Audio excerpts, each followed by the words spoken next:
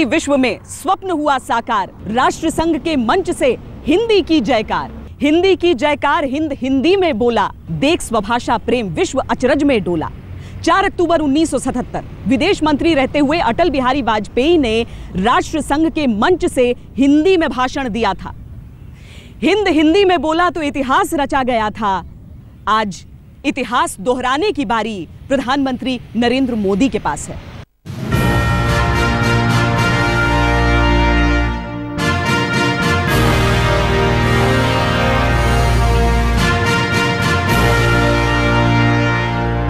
विदेश मंत्री के तौर पर अटल बिहारी वाजपेयी का वो ऐतिहासिक भाषण तस्वीरों में नहीं संजोया गया, लेकिन 2003 में जब प्रधानमंत्री के तौर पर वो संयुक्त राष्ट्र के मंच पर पहुंचे तो हिंदी फिर से गूंजी। महोदया, संयुक्त राष्ट्र संघ के सहस्राब्दी शिखर सम्मेलन के अवसर पर मुझे आप सभी का अभिनंदन करते हुए बड़ी प्रसन्नता हो रही है। आप दोनों अध्यक्ष महोदयों को मेरी बधाई। विकास के लिए राष्ट्रों के बीच शांति और लोकतंत्र की स्थापना आवश्यक है। शांति, लोकतंत्र और विकास एक दूसरे के पूरक हैं। यह खेद का विषय है कि विश्व की शांति और सुरक्षा के लिए परमाणु युद्ध का भय इस नई सदी में भी एक गंभीर खतरा बना हुआ है।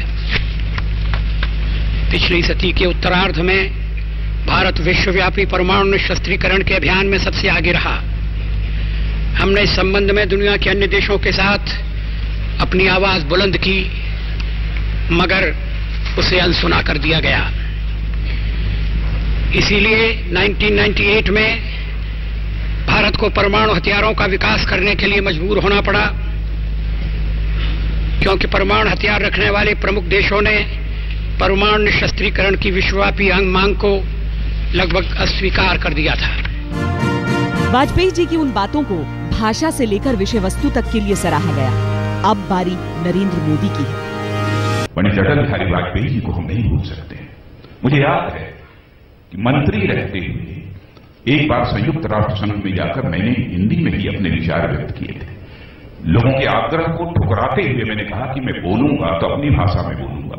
फिर उसका अनुवाद अंग्रेजी में हुआ था। हम इस सच्चाई को जानते हैं कि आज के हमारे प्रधानमंत्री यदि भाषण करने के लिए संयुक्त राष्ट्र संघ में जाएंगे तो वह हिंदी में ही भाषण करेंगे। हालांकि 1977 के बाद से हिंदी का परचम लहराने वाले कई नेता आए और बहनों भाइयों, राजनाथ सिंह खुद यूएन में हिंदी में भाषण दे चुके हैं। 2008 में यूपीए सरकार ने पूरे प्रयास किए थे कि हिंदी को यूएन में आधिकारिक भाषा का दर्जा मिले, लेकिन मोदी बोलेंगे तो उम्मीदें कुछ बढ़कर हैं। मैं आपके इस प्यार को कभी भूल नहीं सकता।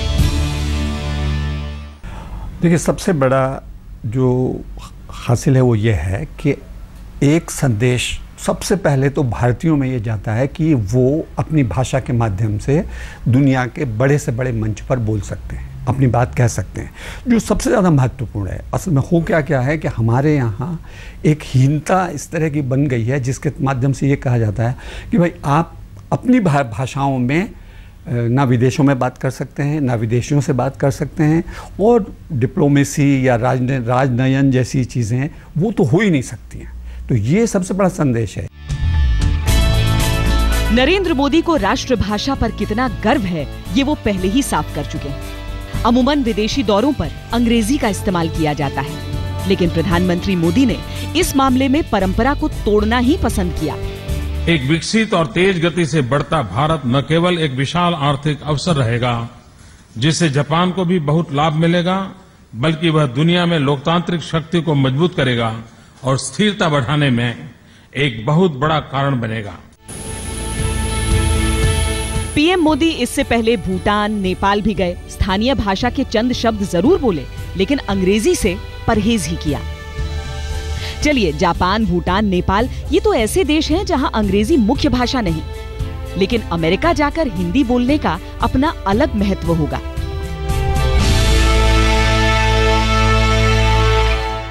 निश्चित तौर से नरेंद्र मोदी जी अगर आप देखें तो अगर चाइनीज़ प्रेसिडेंट से मिले तो भी उन्होंने अपनी भाषा में बात करी, जापान गए तो भी अपनी भाषा में बात करी, और जिसमें वो कंफर्टेबल हैं उस भाषा में उन्होंने बात करके ये एहसास कराया कि भाषा की बाधाएं और भाषा के जो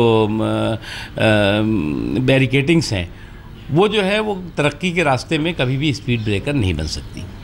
कोटि कोटि आकुल हृदयों में सुलग उठी है जो चिनगारी, अमर आग है, अमर आग है। पूर्व प्रधानमंत्री अटल बिहारी वाजपेयी तो कवि थे, साहित्यकार थे, यहाँ तक कि साहित्य और राजनीति को एक ही खांचे में रखते थे। टूटे हुए सपने की सुने कौन सिसकी, अंतर को चीर व्यथा पलकों पर ठिठकी, हार नहीं मानूंगा, रार नहीं ठानूंगा, काल के कपाल पर लिखता मिटाता हूँ, गीत नया गाता हूँ, गीत नया गाता हूँ। उन्हें इस बात का दुख था कि जिस भाषा को हम विश्व भाषा का दर्जा दिलाने के लिए संसार में माहौल बनाने की कोशिश करते रहते हैं, वही हिंदी अपने हिंदुस्तान में दासी है। हिंदू कहने में शर्माते, दूध ल जाते, लाज न आती, घोर पतन है अपनी माँ को माँ कहने में फटती छाती। उन्होंने 1977 में हिंदी भाषण से महज इतिहास नहीं रचा, बल्कि उनका तो हर भाषण भाषा के लिए संजीवनी था। प्रधानमंत्री नरेंद्र मोदी जब संयुक्त राष्ट्र महासभा के मंच से हिंदी में बोलेंगे तो वो लम्हा ऐतिहासिक नहीं होगा। इतिहास के सोपान का वो पायदान अटल बिहारी वाजपेयी के नाम है। लेकिन हाँ, मोदी जब हिंदी में बोलेंगे तो वो देश की युवा पीढ़ी के लिए एक संदेश जरूर होगा। हिंदी हो या अंग्रेजी, नरेंद्र मोदी धारा प्रवाह बोलते हैं, और वो भी बगैर कागजों से पढ़े।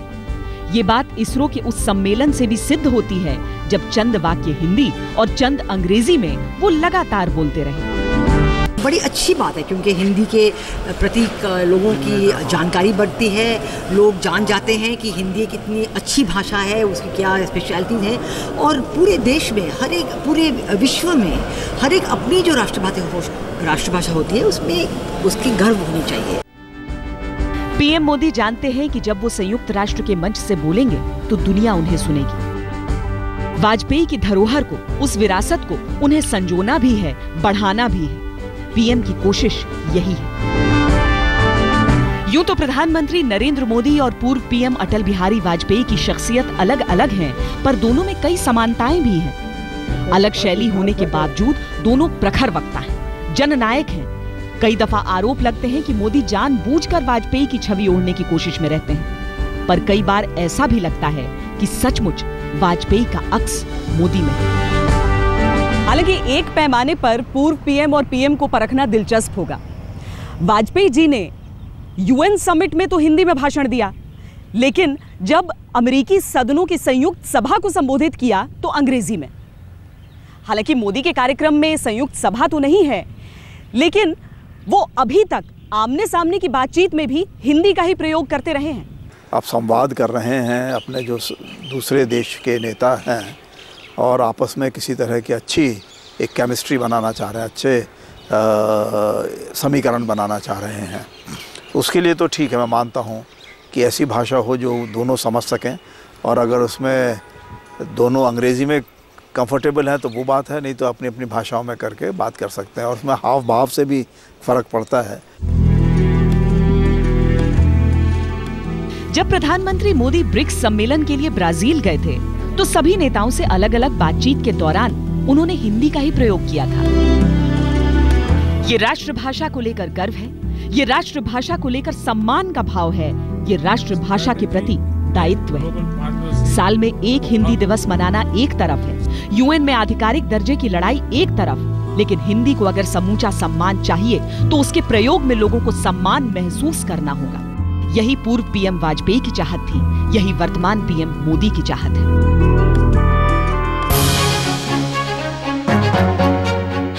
हालांकि हिंदी के मसले पर सत्ता संभालते ही नरेंद्र मोदी को जूझना पड़ा था। यूपीएससी के लिए सीसैट परीक्षा में हिंदी के इस्तेमाल को लेकर छात्रों ने आंदोलन तक छेड़ दिया। बड़ी मुश्किल से यह मसला सुलझा जरूर, लेकिन सवाल भी छोड़ गया कि जिस देश में अलग अलग भाषाएं बोली जाती हैं, वहाँ हिंदी पर ऐसा जोर गैर हिंदी भाषी छात्रों के साथ क्या अन्याय होगा? कहते हैं कोई भी व्यक्ति सबसे अच्छे तरीके से अपनी भावनाओं को अपनी मातृभाषा में ही व्यक्त कर सकता है। यूं तो प्रधानमंत्री नरेंद्र मोदी की मातृभाषा गुजराती है, लेकिन हिंदी में वो इतने सहज हैं कि आज की तारीख में शायद ही कोई उनसे बेहतर वक्ता कहलाए। सरकार का प्रयास है, हमने एक के बाद एक जो कदम उठाए हैं, हम विश्वास दिलाना चाहते हैं कि आपका रुपया डूब नहीं जाएगा। भारतीय जनता पार्टी के चुनाव जीतने के कई कारण थे, लेकिन वो मोदी की बोलने की कला ही थी जिसने करोड़ों को उनका कायल बनाया। मंगल को मॉम मिल गई।